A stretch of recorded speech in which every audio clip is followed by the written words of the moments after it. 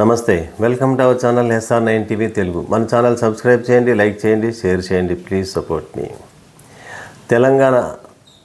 తెలంగాణలో అధికారంలోకి వచ్చిన కాంగ్రెస్ పార్టీ ఎన్నికల్లో ఇచ్చినటువంటి హామీ, ప్రధానమైనటువంటి హామీ, 6 హామీల్లో ప్రధానమైనటువంటి హామీ రైతు రుణమాఫీ. 2 లక్షల లోపు ఏ రైతు అయితే తీసుకున్నారో పాస్బుక్లను ఉపయోగించి, పాస్బుక్ అంటే పొలానికి సంబంధించినటువంటి పంట రుణంగా భావిస్తారనమాట.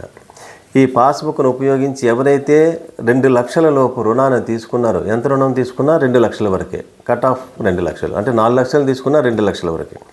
2 లక్షల రూపాయల లోపు ఎవరైతే రైతు రుణాలు తీసుకున్నారో వారందరికీ సంపూర్ణ రుణమాఫీ చేస్తామని కాంగ్రెస్ పార్టీ, రేవంత్ రెడ్డి గారి నాయకత్వంలోని కాంగ్రెస్ పార్టీ హామీ ఇచ్చింది.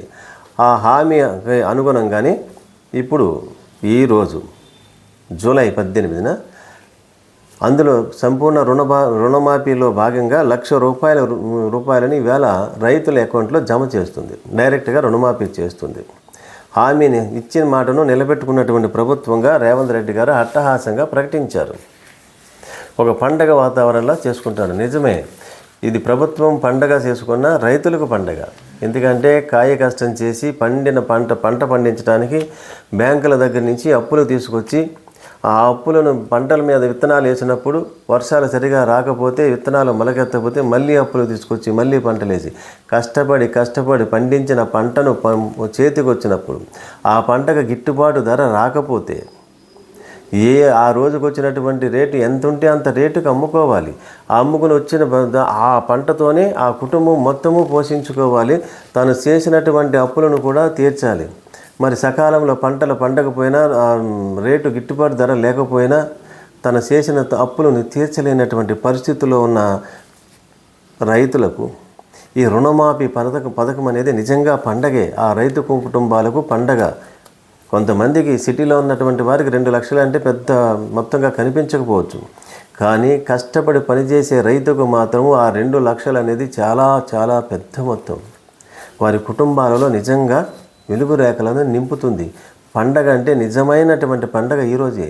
ఇప్పుడు బోనాల సమయం, బోనాల పండగ సమయము తెలంగాణలో. వారికి రైతు రుణమాఫీతో ఆ రైతు కుటుంబాలన్నీ పండగ చేసుకుంటున్నాయి. మొట్టమొదటి ఎన్నో కండిషన్స్ పెట్టారు, ఆ కండిషన్స్ తీసేశారు. ఎందుకంటే ఒక్కొక్క కుటుంబానికి 2 లక్షలు అన్నారు. ఇప్పుడు ఒక పాస్బుక్ ఆధారంగా అంటే రేషన్ కార్డు ఆధారంగా, అంటే తండ్రి కొడుకులు కలిపి అందరూ ఒకే కుటుంబంగా ఒకే రేషన్ కార్డులో ఉండొచ్చు. కానీ తండ్రి కుటుంబం వేరుంటుంది, కొడుకు కుటుంబం వేరుంటుంది, రేషన్ కార్డు ఒకటే ఉంటుంది. ఎవరి పంట వారిదే చేసుకున్నప్పుడు ఎవరో అప్పు వారు తీసుకుని ఉండొచ్చు. తండ్రి ఒక 2 లక్షలు తీసుకోవచ్చు, కొడుకు 2 లక్షలు తీసుకుని ఉండొచ్చు. కానీ రేషన్ కార్డు ఆధారంగా అంటే ఒక్కరికే వస్తుంది, 2 లోన్ తీసుకుని వస్తుంది. ఇప్పుడు ప్రభుత్వం దాన్ని సడలించి పాస్బుక్ ఆధారంగా అన్నారు. కాబట్టి ఎంతమంది రైతులు పాస్బుక్లు పెట్టి తీసుకున్నారో ఒక్కొక్క పాస్బుక్కి ఒక్కొక్క ఆధార్ కార్డు ఆధారంగా రుణమాఫీగా మంచి నిర్ణయమే అది. అయితే ఇక్కడ లెక్కలు చూసినట్లయితే అందుకు భిన్నంగా కనిపిస్తున్నాయి. ఆ పేపర్లోను, న్యూస్ పేపర్లోను ప్రభుత్వం ప్రకటించిన దాని ప్రకారంగా లెక్కలు చూస్తే కొంచెం ఇబ్బందికరంగా కనిపిస్తున్నాయి. మరి వాస్తవం ఏంటో కొద్ది రోజుల్లోనే తెలుస్తుంది. మళ్ళీ వాస్తవికత వచ్చిన తర్వాత మళ్ళీ మరిన్ని వివరాలతో మీ ముందుకు వస్తాను. ప్రభుత్వం చెప్తున్నటువంటి లెక్కలు చూడండి ఒకసారి. అంటే ప్రతిపక్షం సహజంగానే బీఆర్ఎస్ ప్రభుత్వం విమర్శిస్తుంది. అది వాస్తవం కాదనే తర్వాత చూద్దాం. బీఆర్ఎస్ ప్రభుత్వము 1,00,000 రూపాయలు, బీఆర్ఎస్ సర్కారు 1,00,000 రూపాయలు రుణమాఫీ లెక్క వేసిన మొత్తం 19,198 కోట్లంట. అంటే కేసీఆర్ గారి నాయకత్వంలోని ప్రభుత్వం 1,00,000 రూపు రుణమాఫీ చేయడానికి లెక్కించినటువంటి చెల్లించవలసినటువంటి మొత్తము 19,198 కోట్లంట. మరి ఈ రోజున ప్రభుత్వం 2 లక్షల రూపాయల లోపు రుణమొత్తాన్ని చెల్లిస్తామని ప్రకటించి ఈరోజు అందులో మొదటి విడతగా 1,00,000 రూపాయలు ఇస్తుంది ప్రతి రైతుకు, ప్రతి పాస్బుక్ను. కానీ రిలీజ్ చేసినటువంటి మొత్తం ఎంత అంటే ఇప్పుడు అదే 1,00,000 రూపాయల రుణమాఫీకి సర్కారు చెబుతున్న సొమ్ము 7,000 కోట్లే. అంటే మరి కేసీఆర్ గారి ప్రభుత్వం 19,000 కోట్లు అంటే ఇప్పుడు 7,000 కోట్లు. ఇది కరెక్టా కాదా అనేది త్వరలోనే తెలుస్తుంది.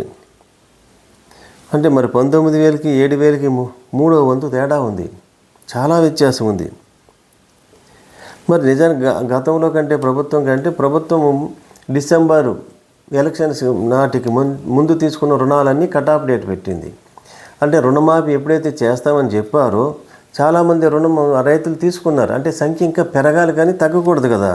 మరి తక్కువ మొత్తం ఎందుకు ఉంది? ఇందులో ఏమైనా డిఫరెన్స్ ఉన్నాయా తెలియాలి, తర్వాత తెలుస్తుంది. ఇవాళ రిలీజ్ చేస్తారు కాబట్టి తర్వాత మళ్ళీ న్యూస్ వస్తుంది. న్యూస్ వచ్చిన తర్వాత ఎంతవరకు కరెక్ట్ కాదనేది తెలుస్తుంది. న్యూస్లో వచ్చినటువంటిది పంట రుణాల అంశంలో గందరగోళం కనిపిస్తుంది. రుణమాఫీ లెక్క తప్పిందని, రైతులకు ఇవ్వాల్సిన మొత్తం తగ్గిందని అభిప్రాయం వ్యక్తమవుతుందంటారు. తొలి విడతగా లక్షలోపు రుణాలకు మాఫీ చేస్తున్నామని 11.5 లక్షల మంది రైతుల ఖాతాలు 11.5 లక్షల మంది ఖాతాల్లో జమ చేస్తున్నారు. ఇవాళ ఎంత మొత్తం 7,000 కోట్లు జమ కానున్నాయని కాంగ్రెస్ సర్కారు చేసిన ప్రకటన సందేహాలకు తావిస్తుంది. గతంలో బీఆర్ఎస్ సర్కార్ 1,00,000 రూపు పంట రుణాల మాఫీ కోసం 19,198.38 కోట్ల నిధులు లెక్క తెలిస్తే, ఇప్పుడు రేవంత్ సర్కార్ అదే 1,00,000 లోపు రుణాల మాఫీ కేవలం 7,000 కోట్లు అవుతున్నట్లు పేర్కొనడంపై రైతు సంఘాల నేతలు, వ్యవసాయ రంగ నిపుణులు విస్మయం వ్యక్తం చేస్తున్నారు. అంటే మరి ఎంతవరకు వాస్తవం అనేది తర్వాత తెలుస్తుంది. అయితే ఇక్కడ కొంత ఇబ్బందికరమైనటువంటి పరిస్థితులు కూడా ఉన్నాయి. ఈ పాస్బుక్ ప్రామాణికంగా తీసుకుని వచ్చినటువంటి రుణాలను చెల్లిస్తున్నారు. కానీ ఎవరికైతే ఈ భూమి ఉందో వారికి మాత్రమే పాస్బుక్లు ఉంటాయి. ఆ పాస్బుక్లు ఆ పాస్బుక్లను పెట్టి తీసుకున్న రుణాలు మాత్రమే రైతు రుణాలుగా భావిస్తారు. కానీ తెలంగాణలో పరిస్థితి ఎలా ఉందంటే, గ్రామాల్లో భూములు ఉంటాయి. ఆ భూ యజమానులు హైదరాబాద్లో వచ్చి వ్యాపారం చేస్తూ ఉంటారు, హైదరాబాద్లో ఉద్యోగాలు చేస్తూ ఉంటారు. వారు వ్యవసాయ రుణాలు తీసుకున్నారు, కానీ వ్యవసాయం మాత్రం వీరు చేయరు. కానీ ఆ విలేజ్ల గ్రామాల్లో వ్యవసాయం చేసేది ఎవరు? అక్కడ ఉన్నటువంటి వ్యవసాయ కూలీలు ఈ భూస్వాముల దగ్గర నుంచి, భూ యజమానుల దగ్గర నుంచి ఆ భూములను కౌలుకు తీసుకుని వ్యవసాయం చేస్తారు. వారు పాస్బుక్ లేదు కాబట్టి రుణం ఎలా తీసుకుంటారు? వారి దగ్గర ఎంతో కొంత బంగారం ఉంటే ఆ బంగారాన్ని బ్యాంకులో తాకట్టు పెట్టి ఆ డబ్బుతో వ్యవసాయం చేస్తారు. వారికి పాస్బుక్ లేదు. కానీ వ్యవసాయ రుణం ఏది కరెక్ట్గా చెప్పాలంటే, ఆ రైతు బంగారాన్ని బ్యాంకులో తాకట్టు పెట్టి తెచ్చి ఆ డబ్బుతో వ్యవసాయం చేశాడు. అది వ్యవసాయ రుణం అసలు వాస్తవానికి. కానీ భూ యజమాని ఆ పాస్బుక్ను తాకట్టు పెట్టి ఆ డబ్బును తీసుకొచ్చి హైదరాబాద్లో వ్యాపారం చేసుకుంటున్నారు. వారికి రుణమాఫీ అవుతుంది. నిజానికి వ్యవసాయం చేసినటువంటి ఆ రైతు ఉన్నాడు కదా, కౌలు రైతు, తన దగ్గర ఉన్నటువంటి కొద్దిపాటి బంగారాన్ని బ్యాంకులో తాకట్టు పెట్టి డబ్బు తెచ్చుకుని పంట పండించాడు. పంట పండితే మంచిదే, పంట పండకపోతే నష్టపోయేది పండించిన రైతు, కష్టపడిన రైతు. గిట్టుబాటు ధర రాకపోతే నష్టపోయేది పండించిన రైతు.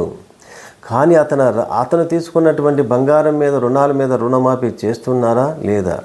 చేయాల్సింది అటువంటి వారికి. ప్రభుత్వాలు వారి గురించి ఆలోచించాలి. అట్లా చేసినట్లయితే నిజమైన రైతుకు మేలు జరిగినట్లుగా మనం భావించాలి. ఈ పాస్బుక్ల ఆధారంగా చేస్తే చాలామంది ఉంటారు, గ్రామాల్లో కూడా ఉంటారు, ఉండరని కాదు. కానీ భూ యజమానులు ఎక్కువ మంది హైదరాబాద్లో ఉన్నారు. వారికి రుణమాఫీలు జరుగుతున్నాయి.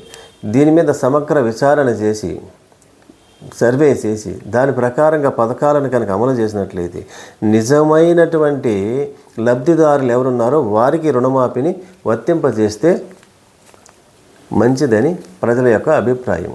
మరిన్ని వార్తా విశ్లేషణలతో SR9 టీవీ తెలుగు. మన ఛానల్ సబ్స్క్రైబ్ చేయండి, లైక్ చేయండి, షేర్ చేయండి. Please support me.